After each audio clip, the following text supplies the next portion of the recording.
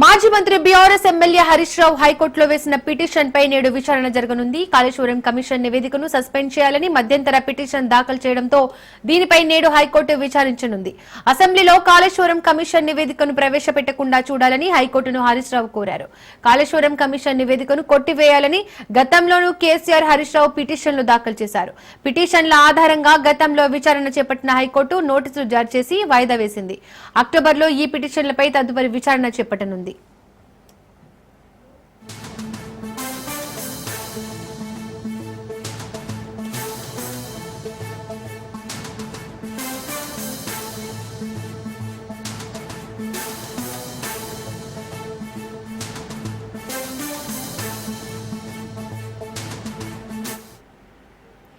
దీనికి సంబంధించి more details మా ప్రతినిధి రత్నకుమార్ అందిస్తారు. రత్నకుమార్, మాజీ మంత్రి అయిన హరీష్ రావు హైకోర్టులో వేసిన పిటిషన్ పై నేడు విచారణ జరగనుంది. కాళేశ్వరం కమిషన్ నివేదికను సస్పెండ్ చేయాలని, దీనికి సంబంధించి డీటెయిల్స్ ఏంటి? ఇప్పటికే మాజీ మంత్రి హరీష్ రావు కాళేశ్వరం కమిషన్ రిపోర్టుకు సంబంధించి దీనిపైన స్టే ఇవ్వాలంటూ కూడా హైకోర్టును ఆశ్రయిస్తే హైకోర్టు స్టే ఇవ్వడానికి నిరాకరించింది. సో విచారణకు చేపట్టడంతో ఇవాళ విచారించబోతోంది. అయితే హైకోర్టు విచారణపై ప్రస్తుతం సర్వత్రా ఉత్కంఠ అయితే నెలకొంది. పీసీ ఘోష్ నివేదికపై నేడు హైకోర్టు విచారించబోతోంది. వాస్తవానికి అసెంబ్లీలో చర్చించిన తర్వాతే చర్యలు ఉంటాయని వైపున ప్రభుత్వం తెలియజేసిన నేపథ్యంలోనే గతంలో ప్రభుత్వ వాదనతో హైకోర్టు ఏకీభవించింది. గతంలోనే కోర్టుకు వెళ్ళినప్పుడు ఇదంతా కూడా తప్పులు తరచుగా ఉన్నటువంటి రిపోర్టు పీసీ ఘోష్ కమిషన్ ఇచ్చినటువంటి నివేదిక అంతా కూడా కేవలం హరీష్ రావుతో పాటు ఇతర మాజీ ముఖ్యమంత్రి కేసీఆర్ ను అలాగే కేటీఆర్ వీళ్ళందరినీ బదనాం చేయడం కోసం, పొలిటికల్ గా బీఆర్ఎస్ పార్టీని బ్లేమ్ చేయడం కోసం మాత్రమే ఈ యొక్క కమిషన్ ను ఏర్పాటు చేసి ఆ నివేదికను తయారు చేశారు. కానీ ఇందులో వాస్తవానికి ఎటువంటి నిజాలనేవి లేవు, పూర్తిగా అబద్ధాలతోనే ఈ యొక్క నివేదికను తయారు చేశారు అనేది హరీష్ రావు తన పిటిషన్ లో పేర్కొని హైకోర్టు మెట్లు ఎక్కడం జరిగింది. దీంతోనే వాదోపవాదనలు జరిగిన తర్వాత చేయడానికి కోర్టు నిరాకరించింది. ఇక విచారణ చేపడతామని చెప్పడంతో నేడు విచారించబోతోంది. ఇక ఈ విచారణలో కోర్టు ఎటువంటి తీర్పు చెబుతోంది అనేటువంటి ఒక ఉత్కంఠ అయితే నెలకొని ఉంది. అసెంబ్లీలో కాళేశ్వరం కమిషన్ నివేదికను ప్రవేశపెట్టకుండా చూడాలని హైకోర్టును గతంలోనే హరీష్ రావు కోరటం జరిగింది. కాళేశ్వరం కమిషన్ నివేదికను కొట్టివేయాలని గతంలోనూ పిటిషన్లు దాఖలు చేశారు. ఇక పిటిషన్ల ఆధారంగా గతంలో విచారణ చేపట్టిన హైకోర్టు నోటీసులు జారీ చేసి విచారణను వాయిదా వేయటం జరిగింది. వీటిపైన అక్టోబర్ లో ఈ పిటిషన్ల మీద తదుపరి విచారణ చేపట్టబోతోంది. ఇక నేడు స్టే ఇవ్వడానికి సంబంధించి నిరాకరించింది కాబట్టి సో విచారణ ఏ రకమైనటువంటి విచారణ జరగబోతోంది అనేటువంటి ఉత్కంఠ ఇప్పటికే నెలకొంది. పైగా నిన్న సుదీర్ఘమైనటువంటి చర్చ అనేది అసెంబ్లీలో జరిగింది. దాదాపు కొన్ని గంటల పాటు అర్ధరాత్రి వరకు కూడా అసెంబ్లీలో ఈ యొక్క చర్చలు అనేవి జరిగాయి. ఒకవైపున అధికార ప్రతిపక్షాల మధ్య అధికార పక్షం రిపోర్ట్ కాపీలను చూపెడుతూ కాళేశ్వరం ప్రాజెక్ట్ లో అవినీతి జరిగింది అని అంటూ కూడా సుదీర్ఘ సీఎం రేవంత్ రెడ్డి దగ్గర నుంచి ఇతర మంత్రులు అలాగే కొంతమంది ఎమ్మెల్యేలు సైతం దీని మీద తమ యొక్క వాదనలను వినిపించడం జరిగింది చర్చలో. ఇక మరోవైపున ప్రతిపక్షం నుంచి ఇటు హరీష్ రావు కావచ్చు ఇతర నేతలు, మరోవైపున ఎంఐఎం నుంచి అక్బరుద్దీన్ ఓవైసీ వీళ్ళు ఆ యొక్క కమిషన్ యొక్క తీరును, కమిషన్ తయారు చేసినటువంటి రిపోర్ట్ ను కూడా తప్పుపట్టారు. ఇక ఎంఐఎం నేత అక్బరుద్దీన్ ఓవైసీ మాట్లాడుతూ తను అసలు ఈ కమిషన్లలో పొలిటికల్ లీడర్లని ఎందుకు బాధ్యులుగా చేరుస్తున్నారు, దీనంతటికీ కూడా ప్రత్యక్షంగా గ్రౌండ్ లెవెల్లో ఉండి పనిచేసిన వ్యక్తులు కాంట్రాక్టర్లు కాబట్టి వాళ్ళని ఎందుకు చర్యలు తీసుకోవట్లేదు, పొలిటికల్ ఎజెండాగా దీన్ని ఎందుకు తయారు చేస్తున్నారు అనేది ఆయన ప్రశ్నించడం జరిగింది. దాని మీద సీఎం రేవంత్ రెడ్డి తనదైన శైలిలో కొంత వివరణ కూడా ఇచ్చేటువంటి ప్రయత్నం చేశారు. ఇక చివరకు యొక్క రిపోర్టును ఇప్పటికే బీఆర్ఎస్ నేతలు రాత్రి సభ నుంచి బయటకు వచ్చినటువంటి సందర్భంలోనే ఈ యొక్క రిపోర్టును ఏం చేయాలి అని ఒకవైపున ఉప ముఖ్యమంత్రి బట్టి విక్రమార్క ప్రశ్నించినప్పుడు దాన్ని చెత్తబుట్టలో వేయండి అంటూ హరీష్ రావు మాట్లాడారు. అదే విధంగా సభ నుంచి వాళ్ళు అవకాశం ఇవ్వట్లేదని, బీఆర్ఎస్ నేతలకు అవకాశం ఇవ్వట్లేదని సభ నుంచి వాకౌట్ చేసిన తర్వాత ఆ యొక్క రిపోర్టు కాపీలను గన్పార్క్ దగ్గర తీసుకొచ్చి వాటిని చెత్తబుట్టలో వేసినటువంటి పరిస్థితి ఉంది. సో ఈ రకమైనటువంటి హాట్ చర్చలు, కొన్ని నిర్ణయాలు కూడా జరిగిన తర్వాత ఇవాళ హైకోర్టులో యొక్క పిటిషన్ల పైన ఒక రిపోర్ట్ నివేదిక సంబంధించినటువంటి చర్యలు తీసుకోవద్దు అనే దాని మీద సంబంధించినటువంటి పిటిషన్ల విచారణ అనేది ఉంది. కాబట్టి ఎటువంటి తీర్పు అనేది హైకోర్టు నుంచి వస్తుంది, హైకోర్టు ఏం చెప్పబోతుందనే ఒక సర్వత్రా ఉత్కంఠ అయితే నెలకొని ఉంది. Right Ratna Kumar, thank you.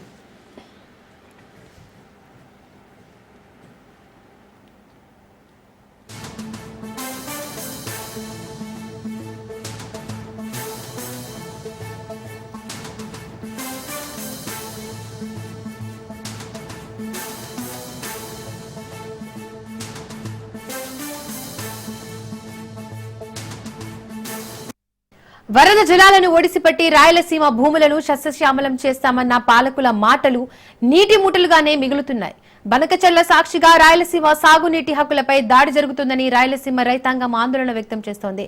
SRBC regulator ద్వారా విడుదలైన నీరు గోరుకల్లు రిజర్వాయర్ కు చేరకుండా శాశ్వతంగా అడ్డుకట్ట వేసి ఆ నీటిని ఎస్కేప్ ఛానల్ ద్వారా కందు నదిలోకి మళ్లించడం రాయలసీమకు తీవ్ర విద్రోహం. ఇది రాయలసీమ ప్రాజెక్టుల అసలు ఉద్దేశాన్ని పూర్తిగా విస్మరించడమే అంటున్న బొజ్జా దశరథ రామిరెడ్డితో మా ప్రతినిధి మధుసూదన్ ఫేస్ టు ఫేస్. కూటమి ప్రభుత్వం రాయలసీమ ప్రాంత వాసులపై వివక్ష చూపుతుంది, రాయలసీమ ప్రాంత రైతాంగానికి పూర్తిగా భిన్నంగా వ్యవహరిస్తుందని చెప్పేసి రాయలసీమ సాగునీటి సాధన సమితి అధ్యక్షులు బొజ్జా దశరథ రామిరెడ్డి చెప్తున్నారు. ఇప్పటికే ఈ జలవనరుల శాఖ కార్యదర్శి కూడా లేఖ కూడా రాయడం కూడా జరిగింది. రాయలసీమలో ఉన్న ప్రాజెక్టులను అర్ధాంతరంగా నిలిపివేశారు ఒక ప్రాజెక్ట్ అని చెప్పేసి కూడా తెలపడం కూడా జరిగింది. అసలు ఏం జరిగిందనే విషయం ఆయన మాట్లాడి తెలుసుకునే ప్రయత్నం చేద్దామన్నా. చెప్పండి, రాయలసీమకు జరుగుతున్న అన్యాయం ఏంటి? ఈరోజు ఈ పేపర్లో ఒక వార్త చూస్తే నాకు నవ్వాలో ఏడవాలో అర్థం కాలేదు. రాయలసీమ మళ్ళీ రత్నాల సీమ అనే శీర్షికతో ఒక హెడ్లైన్తో ఒక వార్త వచ్చింది. చంద్రబాబు నాయుడు గారు కుప్పం దగ్గర జలహారతి ఇస్తూ చేపట్టిన సందర్భంలో వచ్చిన వార్త. మళ్ళీ రత్నాల సీమ అంటే చంద్రబాబు నాయుడు గారు ఉన్న 16 సంవత్సరాల్లో ప్రతి సంవత్సరం రాయలసీమకు వచ్చి రత్నాల సీమ చేస్తూ అని చెప్పిపోతున్నా దాన్ని మళ్ళా పునరుద్ధరిస్తున్నారు ఆయన. అంటే ప్రతి సంవత్సరం ఆయన రత్నాల సీమ చేస్తాడు, మళ్ళీ మరుసటి సంవత్సరానికి అది నిర్వీర్యం అయిపోతుందా? ప్రతి సంవత్సరం మళ్ళీ రత్నాల సీమగా చేస్తున్నారా అనేది మాకు అర్థం కాని విషయం. ఈ నేపథ్యంలో చంద్రబాబు నాయుడు గారిని సూటిగా ఒకటి ప్రశ్నించదలుచుకున్నాం. ఆయన పదే వేదికల ద్వారా అసత్యాలు ప్రచారం చేస్తూ తప్పుడు భావజాలాన్ని రాయలసీమ ప్రజల మీద ఎక్కించే కార్యక్రమాన్ని చేపడుతున్నారని చెప్పడానికి మేము ఏ విధంగా కూడా వెనకంజ వేయడం లేదు. హంద్రీ నీవాను నీళ్లు తీసుకొచ్చాను, 3250 క్యూసెక్కుల సామర్థ్యానికి నేనే ప్రారంభించాను హంద్రీనీవా ప్రాజెక్టును. నేనే 3250 క్యూసెక్కులకు 3850 క్యూసెక్కులకు నీటిని తీసుకొచ్చాను. 6 లక్షల ఎకరాలకు నీళ్లు ఇస్తున్నాను, రాయలసీమను సస్యశ్యామలం చేస్తున్నాను, నా మనసు పులకరించింది అని చెప్పి ఎక్స్ వేదికగా ఒక స్టేట్మెంట్ ఇచ్చారు. ఒక్కసారి ఆయన గుండె మీద చేయి పెట్టుకొని చెప్పాలని చెప్పి రాయలసీమ సమాజం కోరుకుంటూ ఉంది. ఈరోజు హంద్రీనీవాలో మొట్టమొదటి ఫేజులో జాతికి అంకితం చేసిన మొట్టమొదటి ఫేజులో ఉన్న పందికోన రిజర్వాయరు అంటే మల్యాల దగ్గర నుండి జీడిపల్లి వరకు మొదటి ఫేజును ఆ రోజు కాంగ్రెస్ ప్రభుత్వం దాన్ని జాతికి అంకితం చేసింది. హంద్రీనీవా ప్రాజెక్టును కూడా మొదలుపెట్టింది మీరు, లేదా ఎన్టీ రామారావు గారు అడ్మినిస్ట్రేటివ్ శాంక్షన్స్ ఇచ్చినా మీరు అనేక సార్లు ప్రారంభోత్సవం చేసినా కూడా ఆ ప్రాజెక్టును ప్రారంభోత్సవం చేసింది మాత్రం కాంగ్రెస్ ప్రభుత్వమే. రికార్డులు స్పష్టంగా చెప్తున్నాయి. మీరు ఈ అబద్ధాలు చెప్పొద్దని చెప్పి మేము కోరుకుంటున్నాం. దానికి పైడిపాలెనికి చిత్రావతి బ్యాలెన్సింగ్ రిజర్వాయర్కు నీళ్లు ఇస్తూ రాజశేఖర రెడ్డి ఊరికి కూడా నేనే నీళ్లు ఇచ్చానని ఘనంగా చెప్పుకుంటున్న గండికోటకు నీళ్లు తీసుకోవడానికి కావాల్సిన 22,000 క్యూసెక్కులకు సామర్థ్యంతో గోరుకల్ నుండి పెంచాల్సిన కాల్వ 12,000 క్యూసెక్కులకి ఆగిపోయింది. మీరేం చేశారో స్పష్టంగా చెప్పాలి. అంటే మాకు అర్థమవుతున్నది ఏంటి, రాయలసీమలో ప్రాజెక్టులు, రాయలసీమ పేరుతో ప్రాజెక్టులు ప్రధానమైన నిర్మాణాలు చేపట్టినా, రిజర్వాయర్లు చేపట్టిన పంట కాలువలకు నీళ్లు ఇవ్వకుండా, రాయలసీమ వాసులు నీళ్ల రుచి మరగకుండా చేస్తున్నారనేది మా భావన. ఈరోజు అది స్పష్టంగా అర్థమవుతుంది. కాబట్టి ఆ నీటినంతా కూడా ఎస్కేప్ ఛానల్లో వేసి దాని నుండి గాలేరుకు తీసుకుపోయి అక్కడ నుండి కుందుకు తీసుకుపోయి పెన్నా నది ద్వారా దాని సోమశిలను నింపి సముద్రానికి తీసుకుపోతున్నారంటే మాకు స్పష్టంగా ఒక విషయం అయితే అర్థమవుతుంది. మీరు ముద్దులుగా ప్రేమగా కట్టుకుంటున్న అమరావతి నగరం మునగకుండా ఉండడం కోసం రాయలసీమను పణంగా పెడుతున్నారు. రాయలసీమ యొక్క నిర్మాణాలను దాన్ని మీరంతా కూడా మీరు వరదను పంపించడం కోసం దాన్ని ఒక రా మెటీరియల్ కిందగా వాడుకుంటున్నారని చెప్తున్నాం. మా ప్రాంతంలో అడ్డంగా కాలువలు, వాగులు, పంట పొలాలను తవ్వేసి మీ వరదనంతా సముద్రానికి పంపించడానికి చేస్తున్నారు, కానీ మాకు రాయలసీమకు నీళ్లు ఇవ్వడానికి మాత్రం చేపట్టడం లేదని చెప్పి మేము భావిస్తున్నాం. ఆ భావనకు యథార్థమైన సాక్ష్యాలు ఉన్నాయి. ఎస్ఆర్బీసీ ప్రధాన కాలువ 22,000 క్యూసెక్కులకు జరగాల్సి ఉంటే 20 సంవత్సరాలైనా 12,000 క్యూసెక్కులకు జరగలేదంటే ఈ కాలంలో 15-16 సంవత్సరాలు మీరు ముఖ్యమంత్రిగా ఉన్నారు. ఏం చేశారో మీరు సమాజానికి సమాధానం చెప్పాలి. అదేవిధంగానే ఏ కాలువ అయితే ఎస్ఆర్బీసీ కాలువకు రెగ్యులేటర్ నుండి వచ్చే నీటిని అడ్డకట్ట వేసి ఎస్కేప్ ఛానల్కు తవ్వారో, ఏ జీవో ద్వారా ఇచ్చారో, ఏ ఉద్దేశంతో ఇచ్చారో కూడా మేము స్పష్టంగా చెప్పాలని చెప్పి కోరుకుంటున్నాం. మీరు జీవో ఇవ్వకుండా ఎవరైనా అధికారులు చేసి ఉంటే వాళ్ళ మీద కఠిన శిక్ష వేయాలని చెప్పి మేము కోరుకుంటున్నాం. ఏదైతే ఉందో యథాతథ పరిస్థితిని ఎస్ఆర్బీసీ రెగ్యులేటర్ ద్వారా ఎస్ఆర్బీసీ ప్రధాన కాలువకు వచ్చేలాగా దాన్ని పునరుద్ధరించాలి. ఎస్కేప్ కెనాల్కు ఉన్న నీటి దానికి కట్టకు అడ్డుకట్ట వేయాలి. 22,000 క్యూసెక్కుల సామర్థ్యానికి పెంచాలి. అదేవిధంగా ఈ నీళ్లంతా కూడా గండికోటకు పోయేదానికి GNSSకు పంట కాలువలు చేపట్టాలి. మైలవరం నుండి 75,000 ఎకరాలకు నీళ్లు పారవలసి ఉంటే 10,000 ఎకరాలకు కూడా నీళ్లు పారని పరిస్థితి ఉంటే పంట కాలువలను పునరుద్ధరించాల్సిన అవసరం ఉంది. బ్రహ్మసాగర్కు నీళ్లు పోవడం లేదు. ఈరోజు వెలుగోడు రిజర్వాయర్కు 14 టీఎంసీలు నీళ్లు పెడితే అక్కడ నుండి బ్రహ్మసాగర్కు పంట కాలువలకు పోతే 5,000 క్యూసెక్కులు అయితే 9,000 క్యూసెక్కులు కూడా అక్కడ ఉన్న స్పిల్వే గేట్లు ఎత్తి గాలేరులోకి పోసి కుందు నదిలోకి తీసుకుపోయి నెల్లూరు వైపు తీసుకుపోయి సముద్రంలోకి పోస్తున్నారంటే స్పష్టంగా ఉన్న నిర్మాణాలన్నీ కూడా రాయలసీమ పంట కోసం, రాయలసీమ రైతాంగం కోసం ఏర్పాటు చేసిన నిర్మాణాలన్నింటినీ కూడా మీరు చాలా స్వేచ్ఛగా, స్పష్టంగా, క్లియర్ విజన్తో మీరు అమరావతి మునగకుండా ఉండడం కోసం ఈ నీటినంతా కూడా ఎస్కేప్ ఛానల్లోకి తరలిస్తూ, ఎస్కేప్ ఛానల్ నుండి కుందుకు తీసుకుపోతూ, అక్కడ నుండి పెన్నా నదికి తీసుకుపోతూ సముద్రం వైపు మళ్లిస్తున్నారు. కానీ రాయలసీమ ప్రజల యొక్క కష్టాలు చూడడం లేదు, రాయలసీమ ఆయకట్టుకు నీళ్ళు ఇవ్వడం లేదు.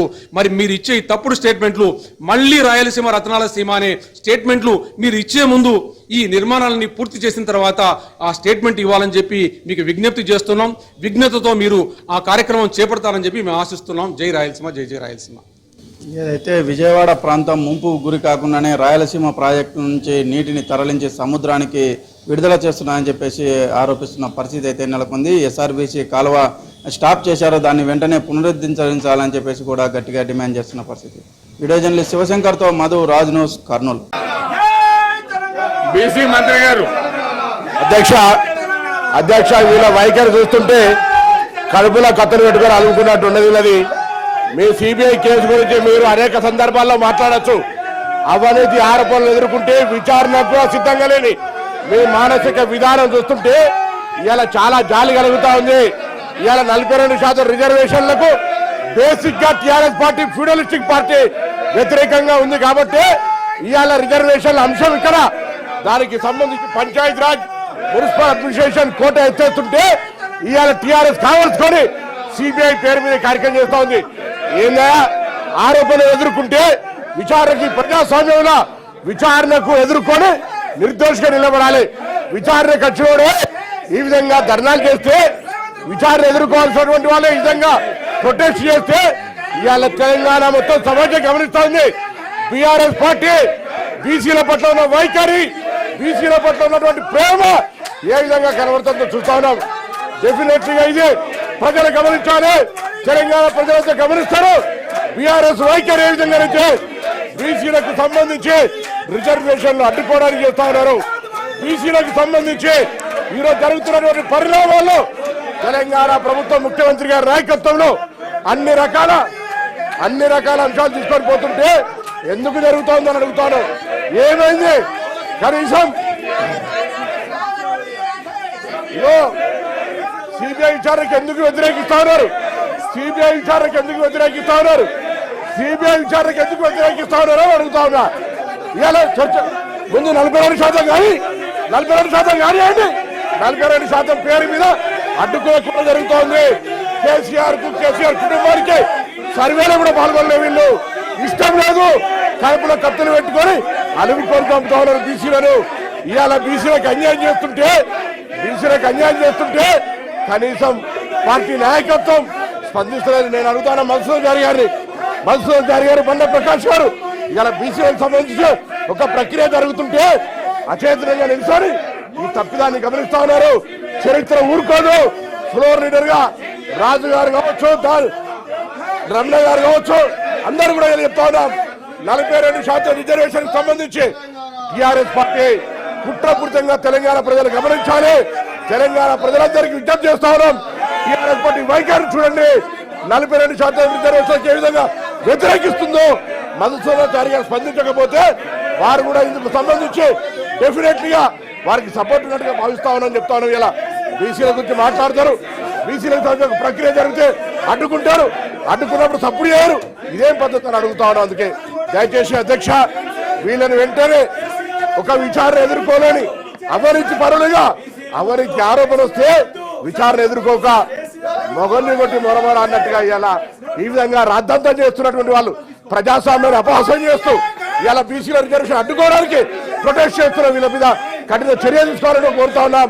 తెలంగాణ ప్రజలు గమనించాలని కోరుతా ఉన్నాం.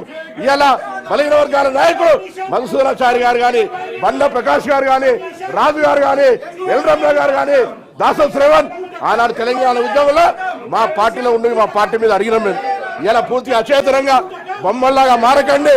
మీ పార్టీకి ఇష్టం లేకపోవచ్చు, కానీ ఇది ఒక చారిత్రాత్మక నిర్ణయం, దానికి సపోర్ట్ గా ఉండాలని నేను మరొకసారి కోరుతూ, ఆరోపణలు ఎదుర్కొనే చేతగాక ఆరోపణలు ఎదుర్కొనేటువంటి పేరు మీద బీసీల రిజర్వేషన్ అడ్డుకునేటువంటి కుట్ర, ఇది దౌర్భాగ్యమైనటువంటి పరిస్థితి అనే మాట సందర్భంగా మనం చేస్తున్నారు. అధ్యక్ష ఏవిఎన్ రెడ్డి గారు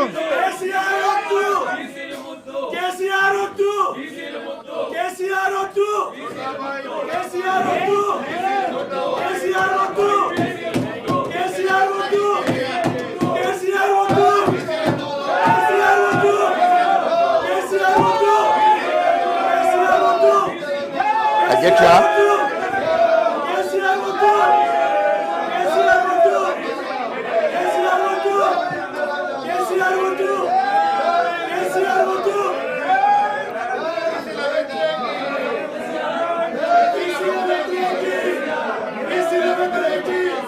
బయటికి పంపలేదు కదా, దానికి రెజల్యూషన్ కావాలా?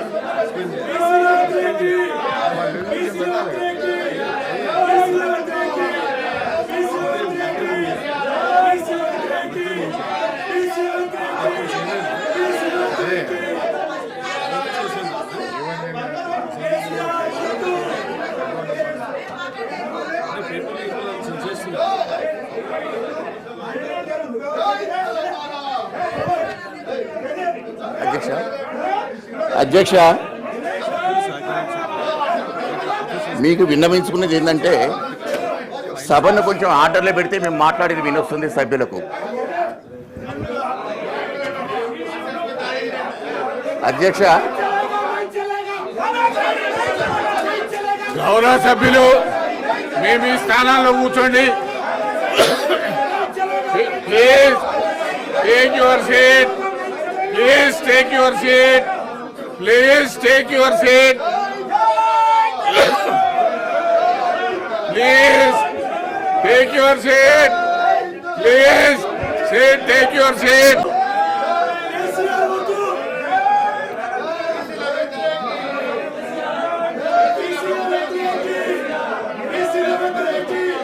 బయటికి పంపలేదు కదా, దానికి రెజల్యూషన్ కావాలా?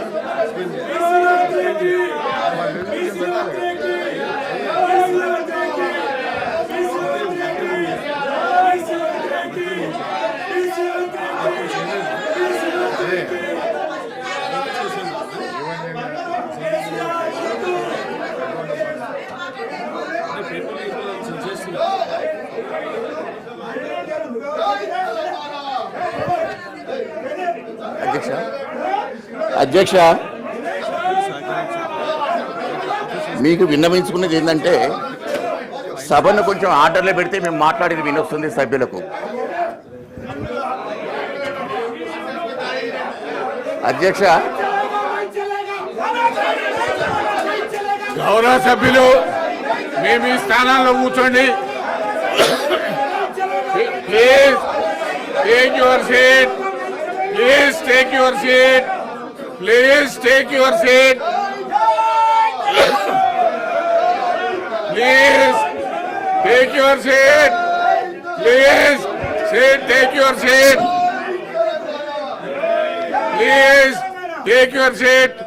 కోటరెడ్డి గారు మీరు మీ స్థానాల్లో కూర్చోండి. ప్లీజ్ మీ స్థానాల్లో కూర్చోండి.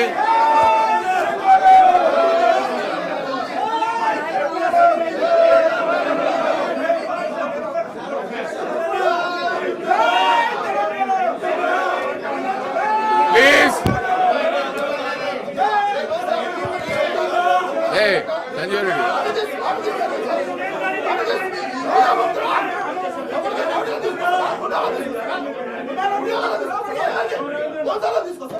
ప్లీజ్. రాజు గారు, శంభీపూర్ రాజు గారు, దయచేసి మీరు మీ స్థానాల్లో కూర్చోండి. మీరు పోడియం దగ్గర రాకండి. మీరు మీ ప్రొటెస్ట్ చేయొచ్చు. ప్రొటెస్ట్ చేసే హక్కు మీకుంది. ప్రొటెస్ట్ చేయండి ప్లీజ్. కానీ మీరు పోడియం మీదకి వస్తే ఏం చేస్తారు ఎవరైనా? మీరు పోడియం మీదకి రాకండి. దయచేసి మీ స్థానాల్లో ప్రొటెస్ట్ చేయండి ప్లీజ్. మీ స్థానాల్లో ప్రొటెస్ట్ చేయండి.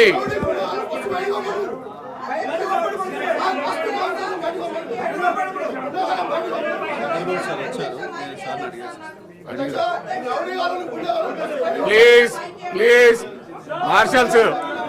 మార్షల్స్ గారు, సంజీవ్ రెడ్డి వాళ్ళ దగ్గరికి ఏం పోకండి. వాళ్ళు ఇక్కడికి వచ్చినా పాపండి.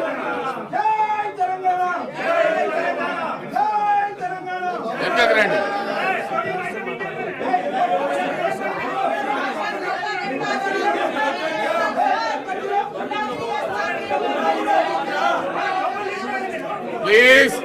ప్లీజ్ మార్షల్ మీరు వెనకకి రండి. ప్లీజ్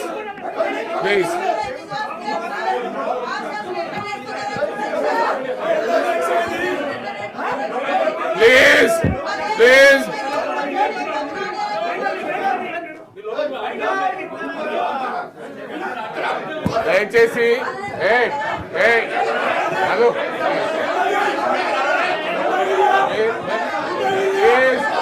దయచేసి మీ స్థానాల్లో కూర్చోండి ప్లీజ్. మీకు సఫిషియెంట్ టైం ఇచ్చారు, ప్రొటెక్ట్ చేశారు. ప్లీజ్.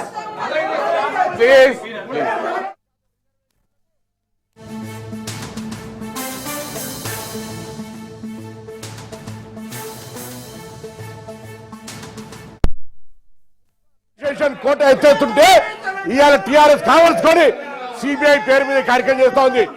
ఏందా ఆరోపణలు ఎదుర్కొంటే విచారణకి ప్రజాస్వామ్యంలో మినిస్టర్ గారు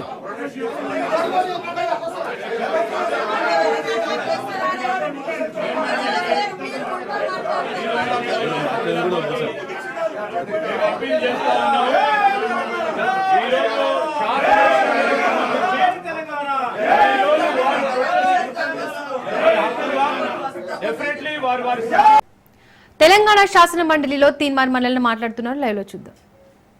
చెప్పారు సార్, అక్కడ కూడా సార్ వీటిలో ఎక్కడ కూడా ముందడుగు పడలేదు సార్. ఎక్కడైతే హార్డీలు ఉందో అక్కడి పైన ఫోకస్ చేస్తా ఉంది రాష్ట్ర ప్రభుత్వం. కానీ చేయాల్సిన పనుల విషయంలో మాత్రం కొంత నిర్లక్ష్యంగా ఉండడం బాధాకరమైనటువంటి అంశం సార్. సార్ ఇంకొకటి సార్, 3 లక్షల కంటే తక్కువ వార్షిక ఆదాయం గల బీసీ కుటుంబాల యువతకు ర్యాంకుతో సంబంధం లేకుండా మొత్తం ఫీజు రియంబర్స్మెంట్ ఇస్తున్నారు సార్. ఇవాళ ఫీజు రియంబర్స్మెంట్ బకాయిలు విపరీతంగా అక్కడ పడి ఉన్నాయి సార్. ఆ ఫీజు రియంబర్స్మెంట్ బకాయిలు ఇస్తే తప్ప బీసీలు టీసీలు కానీ లేకపోతే వాళ్ళ సర్టిఫికెట్ కాలేజ్ యాజమాన్యాలు ఇవ్వలేని పరిస్థితి ఉంది సార్. అందుకోసమే ఫీజు రియంబర్స్మెంట్ లో మీరు చేయాల్సిన కార్యక్రమాలు ఉన్నాయి, అవి చేయండి. అలాగే చేతి వృత్తులకు సాయం చేస్తామని కాంగ్రెస్ పార్టీ ఆ రోజు కామారెడ్డి డిక్లరేషన్ లో అవకాశం కల్పించింది సార్, మెన్షన్ కూడా చేసింది. వృత్తి బజార్ పేరుతో ప్రతి మండలంలో 50 దుకాణాలు షాపింగ్ కాంప్లెక్స్ ఏర్పాటు చేసి మంగలి, వడ్రంగి, చాకలి, కుమ్మరి, స్వర్ణకారుల వంటి చేతి వృత్తుల వారికి ఉచితంగా షాపు స్థలాలు అందజేస్తామని చెప్పారు సార్. గడిచిన 2 సంవత్సరాలలో ఇప్పటి వరకు ఒక్క షాపు గాని దయచేసి శ్రవణన్న మీ స్వర్ణకారుల గురించి మాట్లాడుతున్నా, దయచేసి మీరు ఓపికగా ఉండాలా. బీసీ కార్పొరేషన్లు ఫెడరేషన్ల కింద నమోదైన ప్రతి సొసైటీకి ఎన్నికల నిర్వహణ 10 లక్షల ఆర్థిక సాయం అని చెప్పారు సార్. ఇప్పటి వరకు చేయలేదు. నేను అడుగుతా ఉన్నా, గౌరవ మంత్రివర్యులను అడుగుతా ఉన్నా, మీరు అమలు చేయడానికి మీరు ఇవ్వడానికి సిద్ధంగా ఉన్న అంశాలు అనేకం ఉన్నాయి ఇక్కడ. వీటిని చిత్తశుద్ధితో అమలు చేయండి. 42% రిజర్వేషన్ విషయంలో మీరు పోరాడుతున్నటువంటి విధానంలో కానీ లేకపోతే కేంద్ర ప్రభుత్వం సృష్టిస్తున్న అడ్డంకుల విషయంలో కానీ మేము మీకు అండగా నిలబడతాం. కానీ మీరు కామారెడ్డి డిక్లరేషన్ లో ఇచ్చిన ప్రతి అంశాన్ని అమలు చేయడంలో మీ చిత్తశుద్ధి సరిగా లేదని అర్థమవుతా ఉంది. అలాగే ఇక్కడ మంత్రివర్గాల విషయంలో మా బీసీలకు ఇంకా మంత్రివర్గాలు పెరగాలన్నటువంటి అవసరం ఉంది అధ్యక్ష. మా బీసీలకు మంత్రులు పెరగాలి, మా బీసీలకు అవకాశాలు పెరగాలి, మా బీసీ సర్పంచ్లకు, మా బీసీ ఎంపీటీసీలకు, మా బీసీ జెడ్పీటీసీలకు అందరికి కూడా అవకాశాలు మెరుగుపడాలి అధ్యక్ష. Don't come to this please please. మీకు మైక్ ఉంది, మీకు మైక్ ఉంది, అక్కడ వెళ్ళండి ప్లీజ్ ప్లీజ్. మీ మైక్ మీ సీట్లో కూర్చొని మాట్లాడండి ప్లీజ్ ప్లీజ్ ప్లీజ్. అక్కడ వెళ్ళండి ప్లీజ్. మీరు ప్రభుత్వాన్ని ఇంతమంది చాలా విషయాల్లో అసెంబ్లీలో వచ్చే విషయాలు ఇక్కడ రావు, ఇక్కడ వచ్చే no. Please please please please please please Madhu please go and sit there. Go to your seat please. మీ సీట్లలో వెళ్ళండి ప్లీజ్ ప్లీజ్. బీసీ బిల్ మీద మాట్లాడండి, అవకాశం ఇస్తాను please please. Complete your thank you sir.